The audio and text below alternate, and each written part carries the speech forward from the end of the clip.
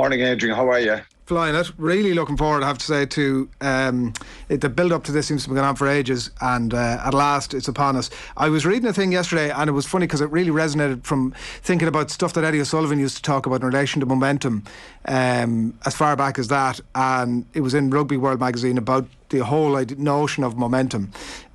Long begone the days, Quinny, of them throwing us Italy in the first round and we're able to get the engine nicely oiled and up and running. We're straight in here.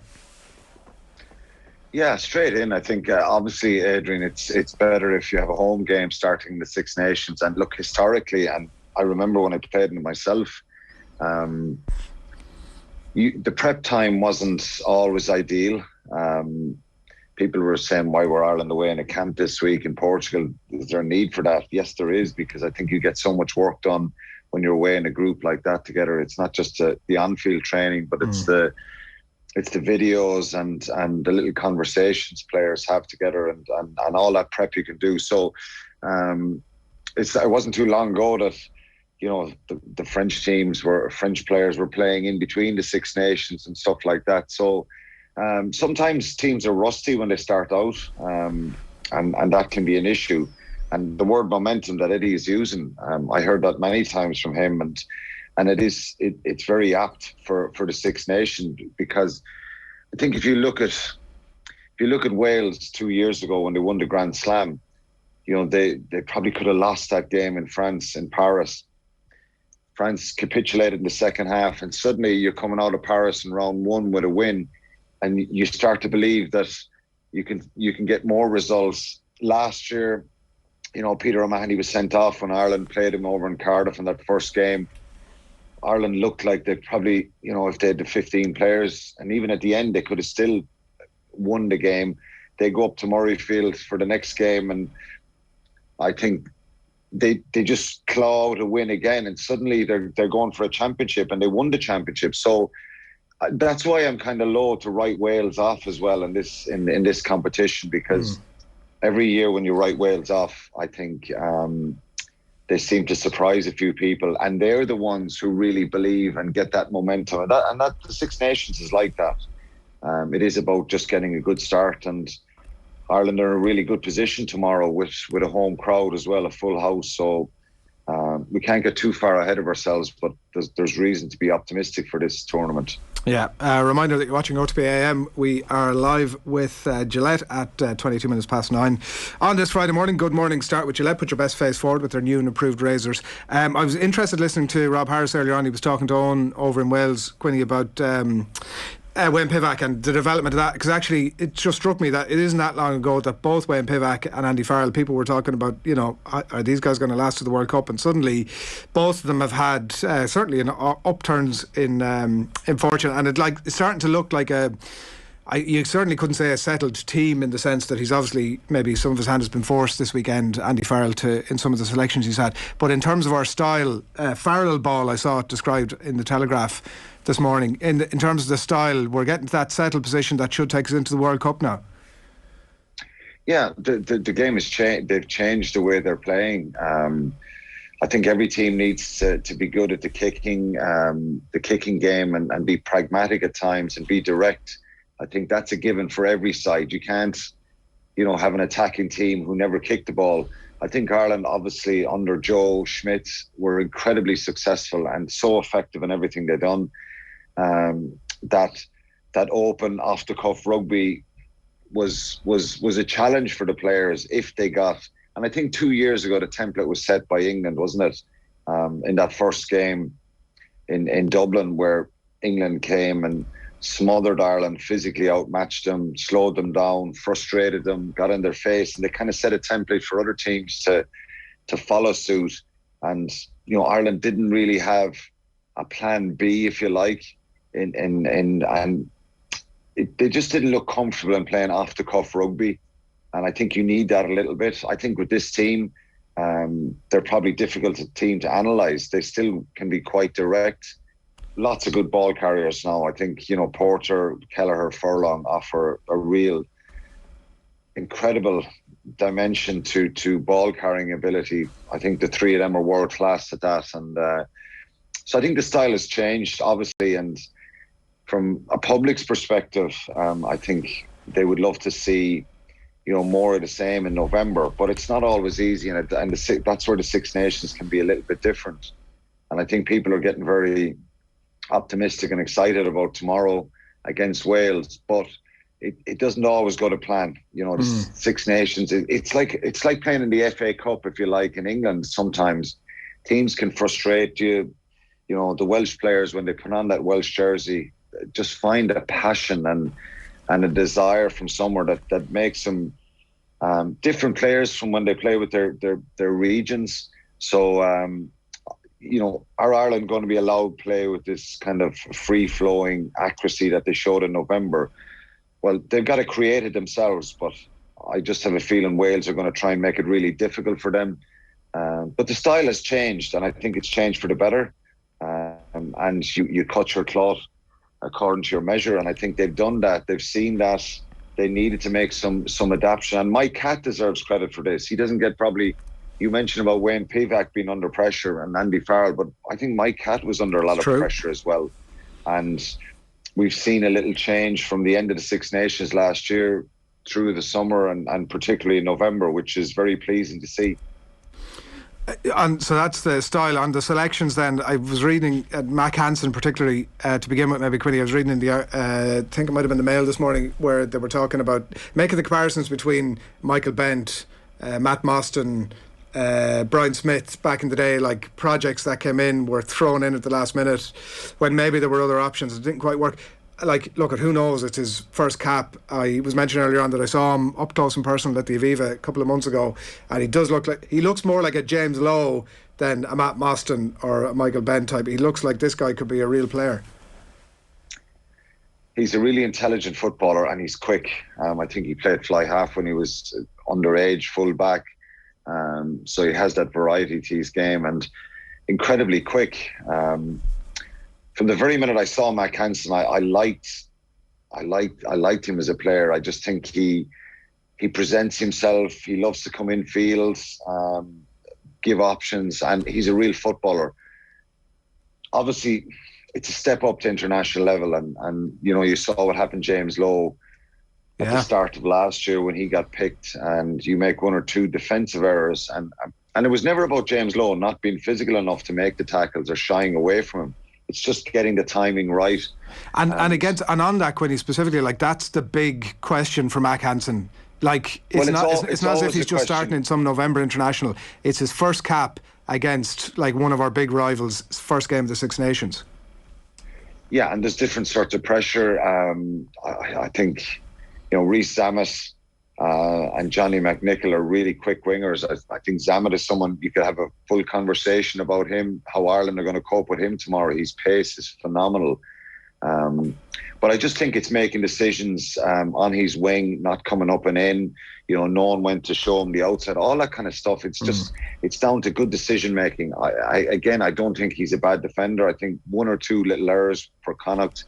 Andy Friend was on during the week defending him and saying he's not a bad defender, because I think that's just the key. You've got to do your bread and butter stuff first. He's good in the air and a really intelligent player, and he's unbelievably quick. So I genuinely think that he's going to do really well for Ireland, and he has that ability to step up and play international level. And I'm sure Simon Easterby's defence coach would have, spoken to him, and he would have bedded into the systems defensively and from an attacking point of view. Andy Farrell said that he was really, really impressed with how quickly he's adapted to everything. First in November when he was in the squad, and he's trained unbelievably well, I believe. So I think it's a big call, it's a brave call, but I think it's the right one, and it's a great opportunity for him. How do we stop Louis Rees-Zammit? You just don't try not to give him space. I think he's, you saw his try last week for Gloucester. If anyone hadn't seen it, the ball was kicked downfield, and he just sides through a defence and scores in the opposite corner, and looks like he's in third gear, but he just, he's very, very dangerous. I think most swingers, if you give him space, they'll exploit it. I think he just has that extra little zip. It might only be a tiny little bit to his opposition, but it can make a difference. You just don't kick loosely to him, and you make sure that you defend. You have a support defender with you if he tries to step or take you on the outside. So, look, I don't think it's a major concern, but I just think if you kick loosely to him, you've just got to make sure that your kick chase is really connected, and he doesn't get an opportunity to pick out front rowers or loose forwards, or that someone who's not as quick as traditionally as your backs. So I don't think it's going to be an issue. I think they'll be very well aware of that. And look, he may score, and he may have a great championship. I think he will. He's a brilliant player, but you just got to be wary of these guys, and that's what all not just Rees-Zammit. They'll have their analysis done on every individual tomorrow for Wales. A few things to finish on, Quinny. First of all, Ross Harris was talking about 12 points Ireland to win by, which makes me nervous. What are you thinking? It makes me a little bit nervous as well, because I've always been intrigued when you play, the Scarlets or Cardiff or the Ospreys, and having played against them with Munster, you feel you have a dominant win, and the Irish provinces have been very successful against the Welsh regions, and I don't mean that in any disrespectful way. And sometimes I question, these guys, some of these players then go and play for Wales, and it's just their collective spirit and passion when they put on that Welsh jersey. And I don't mean they're bad players for the regions, because obviously, it's down to their squad depth and finances and, all that kind of stuff. I think if you go right back to the Ospreys, when they had all, a huge investment there, they were an incredibly strong side. Scarlets at times have been, hitting great heights and have wonderful players. But when some of these guys, when they come together and they play for Wales, they're just a different beast, and they obviously have incredible passion. So it always makes me scared when we start talking about big scores and big wins. I think on paper, if you ask someone for an honest prediction, and I think the Welsh people would probably say the same, Ireland are in a much better position. When you've missing Alan Wynne-Jones, Ken Owens, Falatau, Tipperick, North, Halfpenny, Navidi, Lydiot, like that is some amount of experience and quality to be missing. They still have a very good side, Wales, but I just think they're missing a bit of power and aggression and experience. So it does make me nervous, but on paper you think, yes, Ireland will win by 10, 15 points. But we got a bit of a lesson 2 years ago, didn't we? We had a brilliant 2018, and England started that kind of difficult run for Ireland, and 2019 was a bit of a write-off overall. So there's reasons to be optimistic, given what we saw in November. Not just the win against the All Blacks. I just think the ruthlessness against Japan and Argentina impressed me a lot as well. So if they can continue on like that, there's no guarantee. And I think they will have moments, not just in the match tomorrow, but throughout the tournament, where teams will try and smash them and upset them and unsettle them. And that's really going to be the intrigue for me, is how they deal with that pressure. Yeah, and we could go ahead and do a Grand Slam, Quinny, and we still have people giving out it's the wrong time, not World Cup year. So we'll see. Hopefully the start of a good few weeks for us. I wanted to leave by asking you about the passing that was announced yesterday, Tom Kiernan. Quinny, obviously Munster legend, and what he offered to Irish rugby over the years. Like, reading even some of the numbers yesterday in terms of Ireland caps at that time that he played for, obviously 50 odd caps, and a captain for half of those, 5 Lions tests. He was the coach, which a lot of people won't be aware of the All Blacks for that day, the Red 78 podcast, of course, in 78, and coached Ireland to a Triple Crown in 82 as well. This guy's service to Irish rugby cannot be overstated. It's incredible, Adrian, and when you go back and look what Tom achieved as a player, as a coach, as an administrator in the game, it's phenomenal. It's phenomenal. We often talk in modern times about, Brian O'Driscoll and Paul O'Connell and Ronan O'Gara, what they achieved in my era and my time, and rightly so. But you forget what some of these people and someone like Tom achieved to get 54 caps in a time that there wasn't that many internationals. You didn't have your summer tests and your Novembers. There certainly wasn't as many internationals. To get 54 caps and to achieve, and captain the team and captain Munster and coach Munster. So the list is endless. And I think, what Tom gave to the game was just incredible. I know a lot of his family, his sons, and it is very sad. I spoke about losing my own dad a few years ago, and they'll feel the same.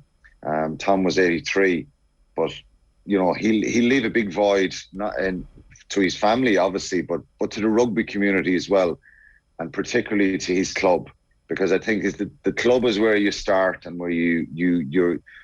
It all starts for you as a player, and you get involved and you move up the ranks. And Tom was very proud of his club as well, and proud of Ireland and Munster as well. But I think for Cork Con and the people of Cork Constitution, everybody can be very proud of particularly his family, of what he achieved in the game. And it is sad, and our thoughts and prayers go out to his family, because, like I said, you feel that pain and they'll feel it. And, for what the man achieved in the game was just incredible, as I said. Yeah, Tony Ward writes brilliantly this morning as well about what an inspirational character he was, and I know there'll be plenty of tributes paid to Tom Kiernan over the coming days and weeks as well. I've no doubt about that. Alan, thanks a million for that, and enjoy the rugby over the weekend.